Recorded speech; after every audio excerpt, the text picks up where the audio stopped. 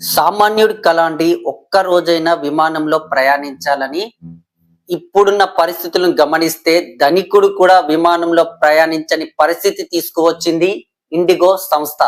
అసలు IndiGo 1000 ఫ్లైట్లను cancel చేసిందండి. ఇది అనుకోకుండా జరిగినటువంటి ప్రక్రియ కాదు, కావాలని చేశారు. కేంద్ర ప్రభుత్వాన్ని బ్లాక్మెయిల్ చేసే ఒక ఎత్తుగడ వేసింది ఇండిగో ఎయిర్లైన్స్ సంస్థ. అసలు ఈ వివాదానికి కారణాలేంటి? డైరెక్టర్ జనరల్ సివిల్ ఏవియేషన్ వారు కొత్తగా 2 రూల్స్ తీసుకొచ్చారండి. ఒకటి పైలట్ భద్రత కోసం, అదే విధంగా ప్రయాణికుల భద్రత కోసం.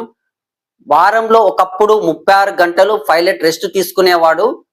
అదే విధంగా వారంలో 6 ల్యాండింగ్లు జరిగేవి.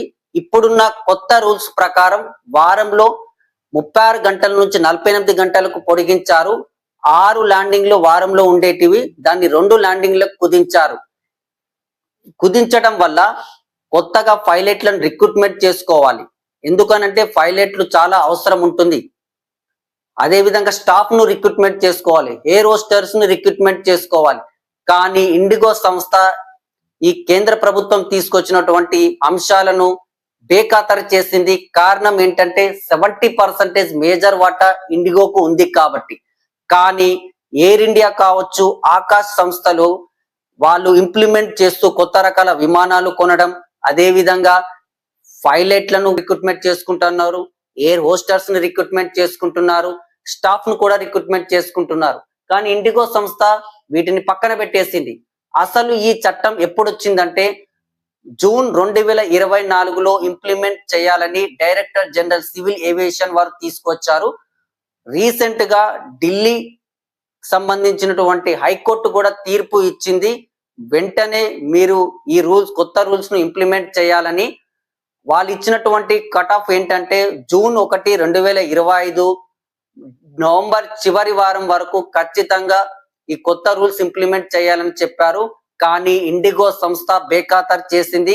ఒకే ఒక్క కారణం, 70% ఎయిర్లైన్స్ వాటా దాని చేతిలో ఉండటం. ఒకప్పుడు గనక మనం తీసుకున్నట్టయితే ఇండిగో ఎయిర్లైన్స్ సంస్థ వాటా 24%. ఇండిగో ఉంది, జెట్ ఉంది, ఎయిర్ ఇండియా ఉంది, స్పైసీ జెట్, గో ఏరియా అంటే 5-6 రకాల సంస్థలు ఉండి ప్రయాణికులకు తమకు నచ్చినటువంటి సంస్థ ప్రకారంగా బుక్ చేసుకునే అవకాశం ఉండేది విమానాన్ని. కానీ ఇప్పుడు చూస్తే మేజర్ వాటా 2 కంపెనీలకు మాత్రమే ఉండడం గుత్తాధిపత్యం కనిపిస్తుంది.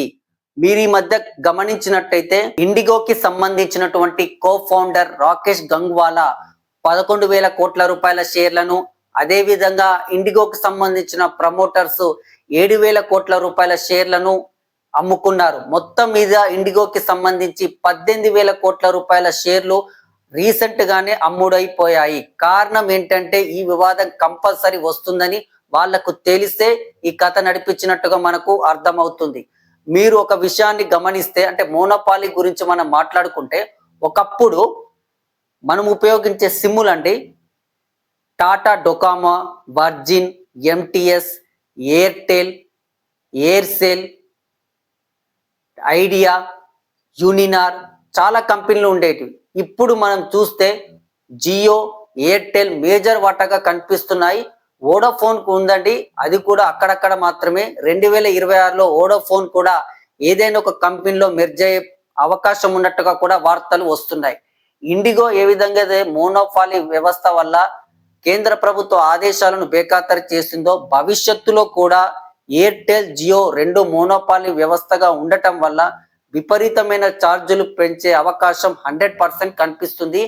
మనం నిత్యావసర వస్తువులు తీసుకుందామండి. ఒకవేళ ఇదే మోనోపాలీ వ్యవస్థ నిత్యావసర వస్తువుల్లో గనక ప్రవేశించినట్టయితే ఖచ్చితంగా భారీగా పెరిగే అవకాశం ఉంటుంది. మొత్తం మీద మోనోపాలీ వ్యవస్థ దేశానికి ప్రమాదకరం అండి.